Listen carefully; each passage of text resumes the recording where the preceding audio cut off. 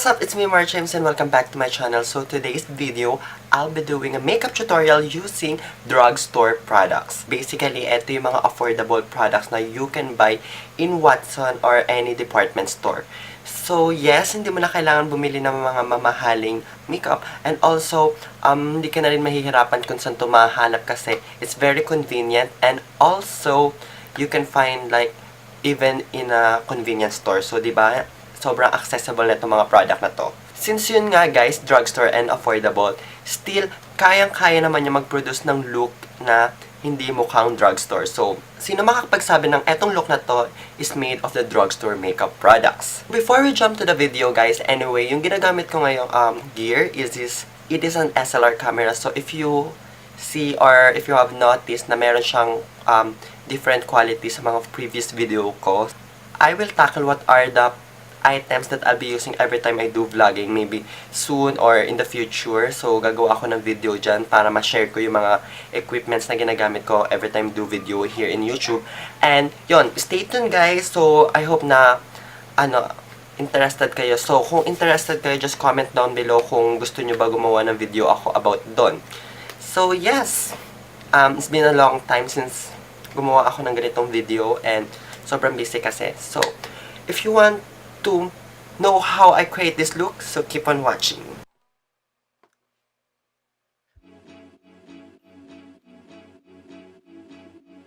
Ayan guys, nandito naman ako sa panibagong makeup tutorial. So, ang unang nilagay ko sa face ko is itong Loreal True Match na ginamit kong liquid foundation noong nakaraang tutorial. So, i-apply ko lang siya sa face ko using this buffing brush instead of kabuki brush. Kasi, itong buffing brush gives more high coverage than using a kabuki brush. So, yun. Apply lang ako ng second layer to my face and I will apply it on my neck to avoid discoloration.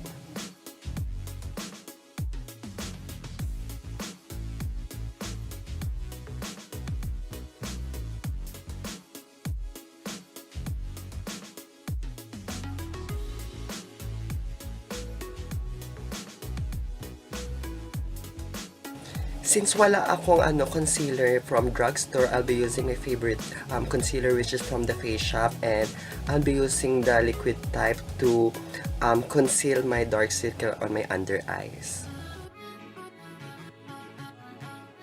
And use the same brush na ginamit ko for liquid foundation to blend my concealer.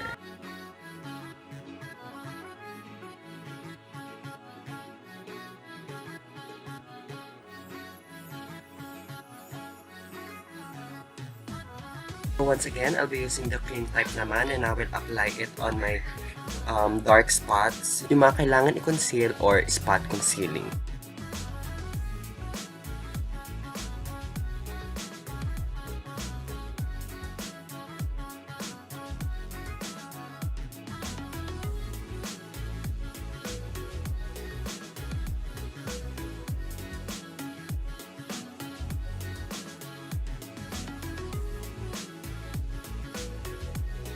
So, to set everything in place, I'll be using this, my Maybelline Clear Smooth Powder, nalaglag yung sponge. And, i-apply ko lang siya all over my face.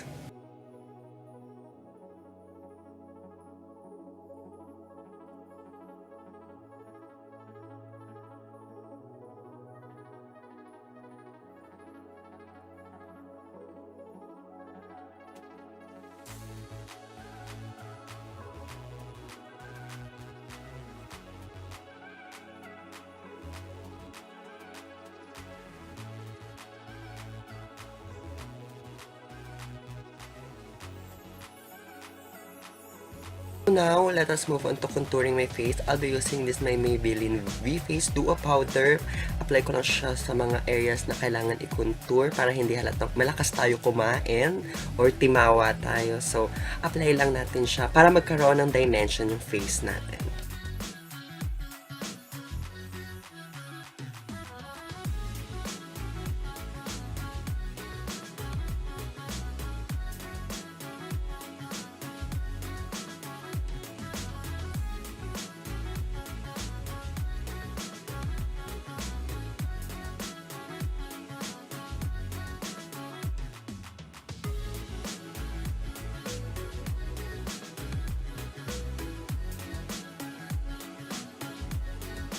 So, eto, additional to sa aking contouring game. I'll be using this Bobbie Cosmetic single eyeshadow in a shade Drama Queen. So, apply ko lang siya on my nose contour para magmukha siyang snatch at ukit na ukit. So, ang shade neto is kind of ashy, cool tone.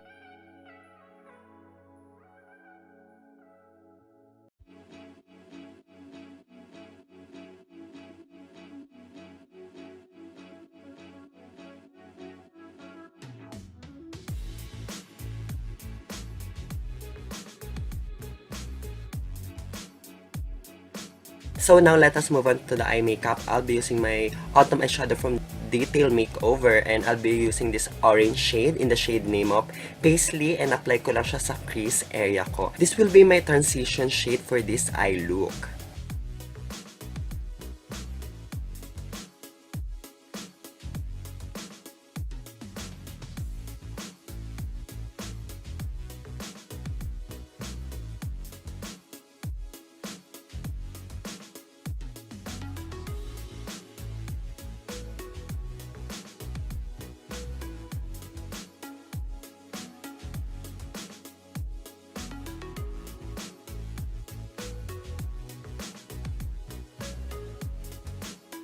To soften the edges naman ng nilagay nating transition color, I'll be using the lightest shade. Oh my god, I forgot the name.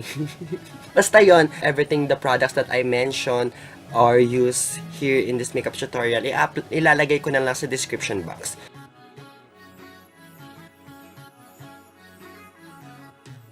So now, to enhance this eye look, I'll be using this opal.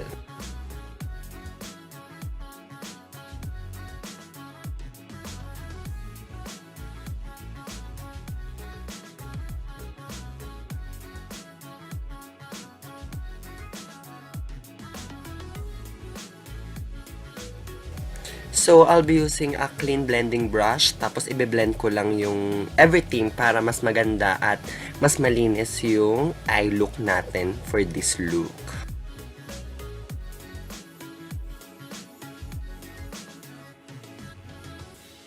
So, to give a warm or ibalik natin yung pinaka-warm shade, which is the concept of this look, I'll be using the Harkin, and apply ko lang siya on my outer V.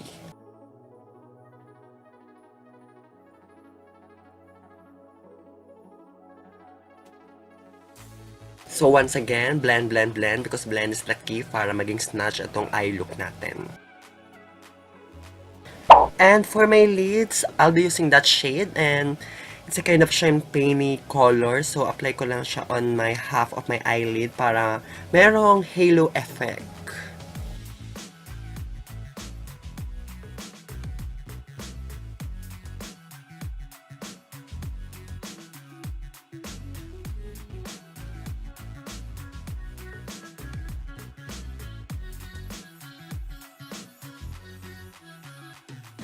So, going back again in the shade Harkin, and apply ko lang siya sa aking lower lash line para magmukhang smoke out, and I will connect it on my crease.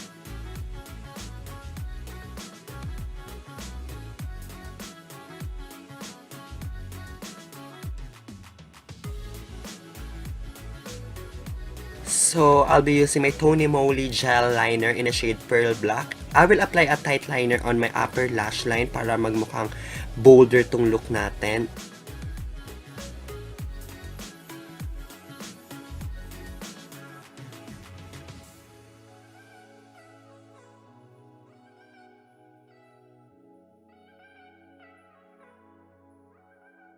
Don't forget to curl your lashes up to Jesus and use a mascara. For my mascara, I'll be using my trusty Maybelline Hyper Curl Mascara because this one is one of the best mascara that I've tried, and waterproof and smudge proof and sex proof. Just!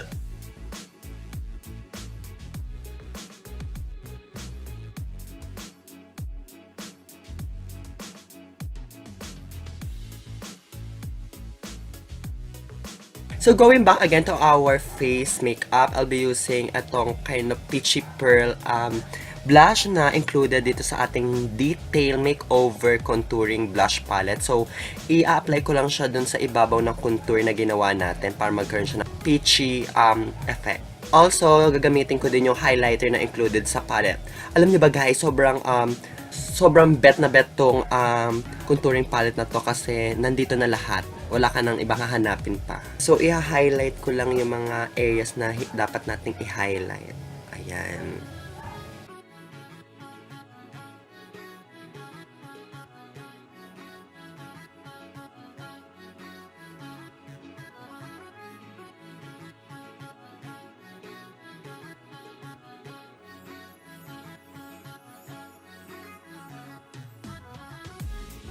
Ayan, for my lips, I'll be using my Sephora lip gloss. Pero wala kasi tayong drugstore lip products, so I don't have any choice kung ito na nang gamitin ko. Kasi this color is much for this look. So, meron namang ganitong lip color na available sa drugstore. So, find it out. And our makeup is done! Ganon!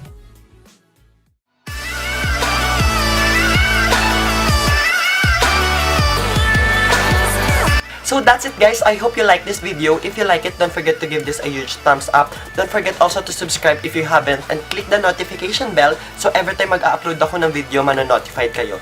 So see you guys on my next video. Only love, no hate. Bye-bye!